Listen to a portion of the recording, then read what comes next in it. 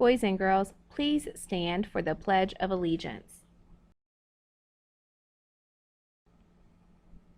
I pledge allegiance to the flag of the United States of America and to the republic for which it stands, one nation, under God, indivisible, with liberty and justice for all.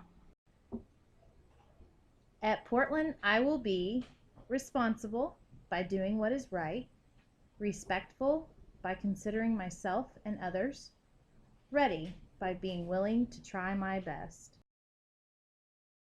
Good morning, Portland. Today is Thursday, February 11th.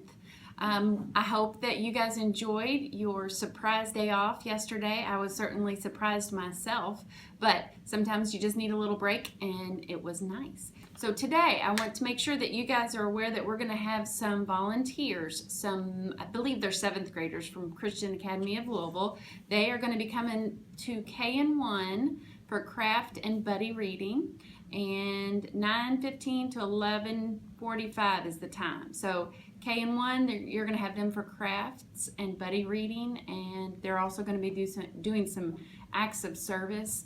And it's really important that we think about acts of service and doing nice things for other people. So they are going to come. So please be kind to them, ask them questions, and ask them about what their school is like and what their careers are going to be.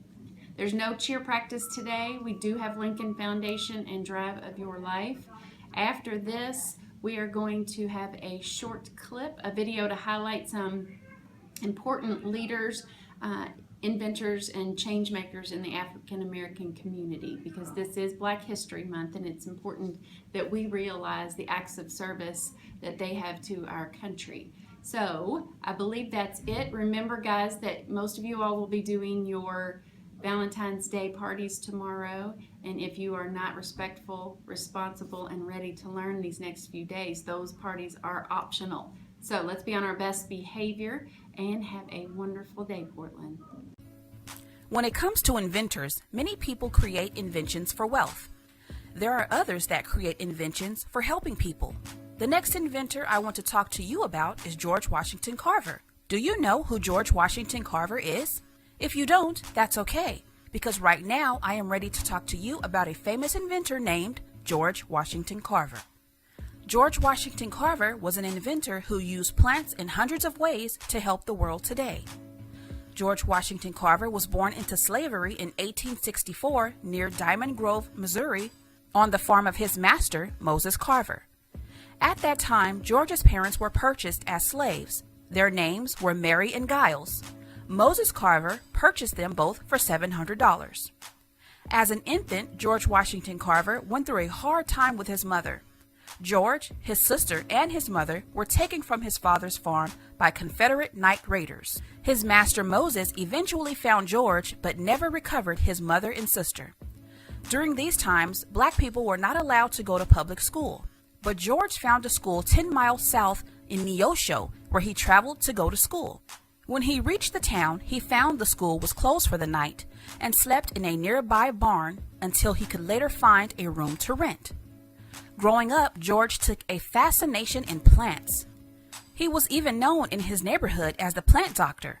So when neighbors found their plants sick, they would take them to George and he would help them get well.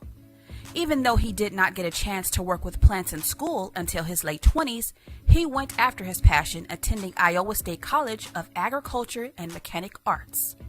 While attending school, George was a leader on campus studying botany and horticulture. He was later asked in 1896 by then school president of Tuskegee Institute, Booker T. Washington, to be the head of its agriculture department. Carver taught at the Tuskegee Institute for 47 years. In the South, agriculture was a major part of how they made money. Crops differed throughout the South, and they had plenty of peanuts to go around. This is where George Washington Carver made his mark on the industry by using peanuts and other plants to make wonderful inventions. In his rise to fame, Carver used plant biology to focus on experiments using peanuts, sweet potatoes, soybeans, and pecans. Some of the inventions that George Washington Carver was known for suggesting to Southern farmers were adhesives, bleach, buttermilk, chili sauce, mayonnaise, shaving cream, and more. Only 3 inventions were patented under George's name. The patents were for cosmetics, paints, and stains. George Washington Carver was accepted around the world and even received praise from then President of the United States of America, Theodore Roosevelt, who admired his work. President Roosevelt even asked for George's advice for help on agricultural matters in the United States. With his inventions and creativity, George Washington Carver helped to change the world. Never seeking money, he will always be remembered as a great contributor to our society. Even when visiting his tombstone, it says, he could have added fortune to fame, but caring for neither. He found happiness and honor in being helpful to the world. So I hope you enjoyed this quick biography on the inventor George Washington Carver.